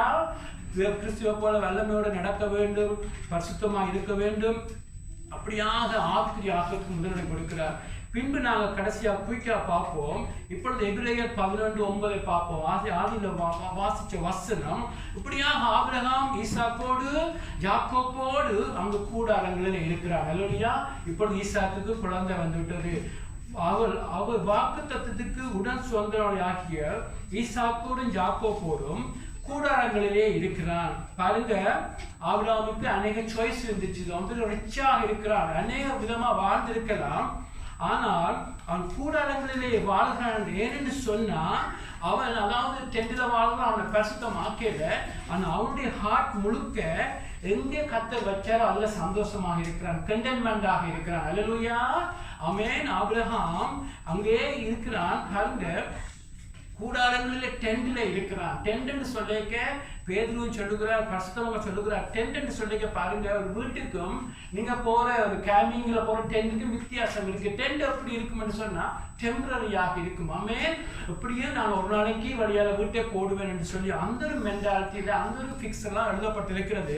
நீங்கள் எந்த வீட்டுல இருந்தாலும் எங்க இருந்தாலும் நீங்கள் எப்பொழுது உங்களுடைய ஹார்ட் எங்க இருக்கணும்னு ஒரு நாளைக்கு வீட்டை போகணும். அல்லேலூயா. நீங்க கேம்பிங்கு போனீங்கன்னு சொன்னா உங்களுடைய ஹார்ட் எப்ப இருக்கும்? இருந்தாலும் உங்களுடைய ஹார்ட் பரலோகத்தில் இருக்க வேண்டும். அல்லேலூயா. பாருங்க, அவனுக்கு எல்லா ஆசீர்வாதங்களும் இருக்கிறது. ஆனால் ஆபிரகாமுடைய ஹார்ட் எங்க இருக்கிறது? பாருங்க, ஏன் அப்படியாக டென்ட்ல அப்படி இருக்கிறான்னு சொன்னாலாம் ஹீப்ரு 11:10 ஏனெனில் தேவன் தாமே கட்டி உண்டாக்கின அஸ்திபாரங்கள் உள்ள நகரத்துக்கு அவன் காத்திருந்தான். அல்லேலூயா. எல்லா ஆசீர்வாதங்களும் அவன் கொடுக்கிறான். ஆனால் அவனுடைய கடைசியாக ஆபிரகாம் வந்து ஒரு டென்ட்ல இருக்கிற போல மூவ் பண்ணி இருந்தாலும் அவனுடைய ஹார்ட் பரலோகத்தில் இருக்கிறது. அல்லேலூயா. அல்லேலூயா. என்று சொன்னா எங்க இருந்தாலும் சமாதானமாக இருக்கிறான், திருப்தியாக இருக்கிறான் என்று சொன்னால் அவனுடைய ஹார்ட் முழுக்க ஒரு நாளைக்கு நான் பரலோகம் போக போறேன் என்று சொல்லி. அல்லேலூயா. ஆகவே டென்ட்ல இருக்கிறதா பரிசுத்தம் என்று சொல்லல. நீங்கள் எங்கே கர்த்தர் வச்சிருந்தாலும் உங்களுடைய ஹார்ட் பரலோகத்தில் இருக்க வேண்டும். ஆமென். இதுக்கு ஒரு ஒப்பான வசனம் என்று சொன்னார், புதிய உடன்படிக்கை வசனம் என்று சொன்னார். பிலிப்பியர் 3:18-20 பார்க்கிறோம். பிலிப்பியர் 3:18-20 பவுல் எழுதுகிறான், அநேகர் வேறு விதமாய் நடக்கிறார்கள், அவர்கள் கிறிஸ்துவின் சிலுவைக்கு பகைஞர் என்று உங்களுக்கு அநேக தடவை சொன்னேன். இப்பொழுது கண்ணீரோடு சொல்கிறேன், அவர்களுடைய முடிவு அழிவு, அவருடைய தேவன் வயிறு, அவர்களுடைய மகிமை, அவருடைய இலட்சியே. அவர்கள் பூமி கருத்தவர்களை சிந்திக்கிறார்கள். நம்முடைய குடியிருப்போ பரலோகத்தில் இருக்கிறது. அங்கே இருந்து கர்த்தராகிய இயேசு கிறிஸ்து எனும் இரட்சகர் வர எதிர்பார்த்து கொண்டிருக்கிறோம். ஆமென். யாருக்கு எழுதுகிறார்? கிறிஸ்தவருக்கு எழுதுகிறார். ஒரு கிறிஸ்தவருக்கு ஒரு கூட்டம் இருக்கிறது. அவர்கள் வேறு விதமாக நடக்கிறார்கள். அவருடைய சிந்தை முழுக்க அவர் எப்பொழுது உலகம் என்று சிந்திக்கிறார்கள். சிலுவைக்கு பகைஞா இருக்கிறார்கள். அவர்களுடைய தேவன் அவருக்கு வயிறா இருக்கு. பாருங்க, நீங்கள் எதை ஆராதிக்கிறீங்களோ அதுதான் உங்களுடைய கடவுள். நீங்க சாப்பாட்டையே ஆராதிச்சு கொண்டா சாப்பாடு தான் உங்களுடைய கடவுள். அதுதான் வயிறு தேவன். நீங்கள் பணத்தை ஆராதிச்சா பணம் தான் உங்களுடைய கடவுள். ஆனால் நாங்கள் இயேசுவை ஆராதிச்சா உங்களுடைய கண்கள் பரலோகத்தை நோக்கி இருக்கும். ஆமென். ஆகவே இங்கு பாருங்க, ஒரு கூட்டம் உலகத்தை நோக்கி இருக்கிறது. கிறிஸ்தவ பெற்றார் என்றால் மற்ற கூட்டம் எப்பொழுது நான் பரலோகம் போவேன், எப்பொழுது இயேசுவை காண்பேன் என்று ஆவலோடு இருக்க வேண்டும். ஆமென். பிரதர் சிஸ்டர், ஆபிரகாமுடைய காலமா இருக்கலாம், எங்களுடைய காலமா இருக்கலாம், இவர்களை பார்க்க நாங்கள் இன்னும் ஆர்வமா இருக்க வேண்டும். ஆமாம், எங்களை ஆண்டவர் அழைச்சது மனமாட்டியா இருக்கிறதுக்கு. அல்லேலூயா. இன்னும் நாங்கள் ஆர்வமா இருக்க வேண்டும். நாங்கள் எங்கே இருந்தாலும் எங்கள் லைஃப்ல கேட்கணும், திருப்தியாக இருக்கிறேன் நான் சொல்லி எங்கே கத்த வச்சாலும். ஆமென். இல்லை இன்னும் வேண்டும் இன்னும் வேண்டும் என்று சொல்லி பணத்துக்கு பின்புக்கு உலக மகிமை பின்புக்கு போகிறோமா? இல்லை ஆண்டவரை நீங்கள் எங்கே வச்சாலும் எப்படியா ஒரு டென்ட்டில் இருக்கிறோம், எப்போ வீட்டே போவேன் என்று சொல்லி ஒரு விருப்பம் இருக்கிறது போல ஆண்டவருடைய எங்களுடைய ஹார்ட் முழுக்க பரலோகத்தை எப்பே போவேன், ஆக பார்க்கல இயேசு எப்பொழுதே காண்பேன், எப்பொழுது அவரோடு உறவாடுவேன் என்று சொல்லி எங்களுடைய ஹார்ட் இருக்க வேண்டும். ஆமென். ஆகவே ஆபிரகாம் மெல்ல மெல்லமாக கர்த்தர் அவனுடைய விசுவாசத்தை வளர்த்து ஆரம்பத்தில் ஆடுகிற விசுவாசம் போல இருந்தாலும் ஈசாக்கை கொண்டு வந்து பலிபீடத்தில் வைக்கிற பொழுது அதுக்கு அடையாளம் கர்த்தரை முழுமையாக நம்புகிறார். கர்த்தருடைய கரெக்டரை, கர்த்தருடைய அன்பை, கர்த்தருடைய ஆளுகையை எல்லாம் முழுமையாக நம்புகிறார். நம்ம எங்களுடைய லைஃப்ல கூட ஆரம்ப நாட்களில் பேங்க் பேலன்ஸை நம்பலாம், எங்களுடைய அனுபவத்தை நம்பலாம், அநேக காரியங்கள் இருக்கலாம். ஆனால் நாங்கள் வளர வளர கர்த்தர் நாங்கள் நம்புகிற தங்குற எல்லாத்தையும் அகற்றி கொண்டே இருப்பார். ஆமென். எல்லாத்தையும் அகற்றுவார். நீங்க எதுல நம்பிக்கை வச்சாலும் அவங்க கை வைப்பார். ஆனால் கர்த்தர் ஜென்ரல் ஆனவர், நீங்கள் பலிபீடத்தில் வைக்க வேண்டும். ஆமென். நீங்க கொண்டு ஆண்டவரே சித்தமில்லாதான் என்னை விட்டு அகற்றும் என்று அகற்றி கொண்டே இருப்பார். ஆமென். ஆகவே கர்த்தர்ல தங்குகிற பொழுது நீங்கள் அவருடைய கரெக்டர், அவருடைய அன்புல, அவருடைய பரிசுத்தத்தை, நல்ல உண்மையான விசுவாசம் நீ நம்புகிற பொழுது நீங்கள் வந்து ஒவ்வொரு நாளும் உங்களுடைய ஒப்பு கொடுப்பீங்க. அல்லேலூயா. ஒப்பு கொடுக்கிற பொழுதுதான் கிறிஸ்து உங்களுடைய சாயல மாறிக்கொண்டே இருப்பீங்க. அல்லேலூயா. அது மாத்திரமல்ல, உங்களுடைய கண்கள் பரலோகம் நோக்கி இருக்க, அவர் உங்களுடைய காலத்துல அவர் வந்து அவரோடு போவீங்க, இல்லாட்டி அவரோடு வருவீங்க. அல்லேலூயா. இல்லை வயதுதான் தெய்வம், உலகம்தான் எங்களுக்கு வேண்டும் என்று கிறிஸ்துவர் வாழ்ந்தால் அதுல முடிவு துக்கமாக இருக்கும். ஆமென். ஆகவே இந்த நேரத்தில் நாங்கள் எழுந்து நின்று ஜெபிப்போம். அல்லேலூயா. ஃபாஸ்டா ஓடி எல்லாம் சரி ஜெபிப்போம்.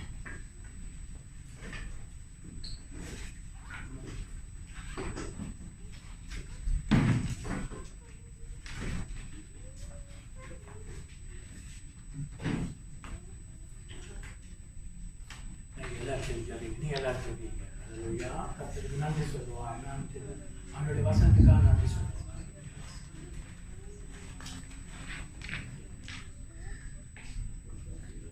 அவனுடைய வசனத்துக்காக நன்றி சொல்லுவோம். ஆமென். ஆண்டவரே சொல்லுவோம். Thank you for the word. Amen. எல்லா குற்றக்குறைகளிலிருந்து ஆண்டவரை கேட்போம். ஆண்டவரே ஜெனுவின் விசுவாசத்தை தாங்க முடியும். ஆண்டவரே உண்மையான விசுவாசத்தை எனக்கு கொண்டு வாங்க. ஆண்டவரே போலி விசுவாசங்கள் வேண்டாம். ஆண்டவரே சொல்லுவோம். ஆண்டவரே உண்மை விட எதில நம்பி இருந்தாலும் தங்கி இருந்தாலும் உடைக்கும்படி வைப்போம். பலிபீடத்தில் ஆண்டவர் கூட வைப்போம். ஆமென். உங்களோட லைஃப்ல இஸ்மாயில் போன்ற காரியங்களை கொண்டு வந்து பலிபீடத்தில் வைப்போம். ஆமென். உங்களோட சொந்த பலத்தில் எதை செய்தாலும் கத்தரா சொல்லுவோம். ஆண்டவரே பலிபீடத்தில் வைக்கிறோம். ஆண்டவரே ஆண்டவரே இதோடு செட்டில் ஆகாதீங்க. ஆமென். பாவ மன்னிப்போடு செட்டில் ஆகாதீங்க. ஆண்டவரே கேட்போம். எங்களுக்கு இயேசு எங்களுக்கு உருவாக வேண்டும் என்று கேட்போம். ஆமென். ஆமென். இஸ்மாயிலோடு இயேசுவோடு செட்டில் ஆகக்கூடாது, எங்களுக்கு இயேசு வேண்டும். ஆமென். இயேசு உருவாக வேண்டும் என்று முழுமையாக எங்களை ஒப்புக் கொடுக்கும். உதாரணத்தை ஒப்புக் கொடுக்கும். அல்லேலூயா. ஆண்டவரே எங்களை ஒப்புக் கொடுக்கிறோம். ஆண்டவரே லைஃப்ல அனுமதிக்கிற காரியங்களுக்காக நன்றி சொல்லிக்கிறோம். ஆண்டவரே எல்லாரும் கேட்போம். ஆண்டவரே விசுவாசத்துல அப்பா எங்களுக்கு காண்பிக்கிற ஒவ்வொரு எக்ஸாம்பிளுக்காக நன்றி சொல்லுகிறோம். ஆண்டவரே எங்களை நீ நேசிக்கிறதுக்காக நன்றி சொல்லுகிறோம். எல்லா வசனங்களுக்காக நமக்கு நன்றி சொல்லுகிறோம். உம்மை மகிமைப்படுத்துகிறோம். ஆண்டவரே வசனத்தில் வளர்றது அல்ல ஆண்டவரே, கிறிஸ்துவில வளர வேண்டும் என்று ஜெபிக்கிறோம். ஆண்டவரே ஒவ்வொருவரையும் ஆசீர்வதிங்க. ஆண்டவரே இங்க வந்த ஒவ்வொரு பிள்ளைகளையும் ஆசீர்வதிக்க வேண்டும் என்று ஜெபிக்கிறோம். ஆண்டவரே ரத்தத்தின் வெள்ளமை இந்த இடத்துல அறிக்கை பண்ணுகிறோம். ஆண்டவரே இந்த செய்தி எங்களுடைய இதயத்துல ஆண்டவரே உள்ள எங்களுடைய ஹார்ட்ல மறைந்திருந்து இந்த ஹார்ட்ல இந்த செய்தி கிரிய செய்யணும் என்று எனக்குள்ளும் எங்களுக்குள்ளும் கிரிய செய்யணும் என்று ஜெபிக்கிறோம். ஆண்டவரே பேச்சில கிறிஸ்தவம் போகக்கூடாது. ஆண்டவரே வெள்ளத்துல கிறிஸ்துவை காண்பிக்கிறதில்ல, தியாகங்கள் செய்யறதில்ல. அப்பா ஒவ்வொருத்தரும் இந்த கிறிஸ்துவம் வளர வேண்டும் என்று ஜெபிக்கிறோம். ஆண்டவரே பிரியமில்லா எல்லாம் எங்களை விட்டு அகற்றி போடுங்க. ஆண்டவரே எங்களையும் விசுவாச பட்டியல்ல எங்களையும் நீங்க நிறுத்துங்க. ஆண்டவரே அவன் ஆபிரகாம் ஃபெய்த்லெஸ்ஸா இருந்தால் நீர் ஃபெய்த்ஃபுல்லா இருந்தீங்க. ஆண்டவரே ஒவ்வொரு முறை ஃபெய்த்ஃபுல்லா இருந்து எங்களுடைய விசுவாசம் சென்றின் பண்ணதுக்காக நன்றி. நாங்கள் அறிஞ்சு மறியா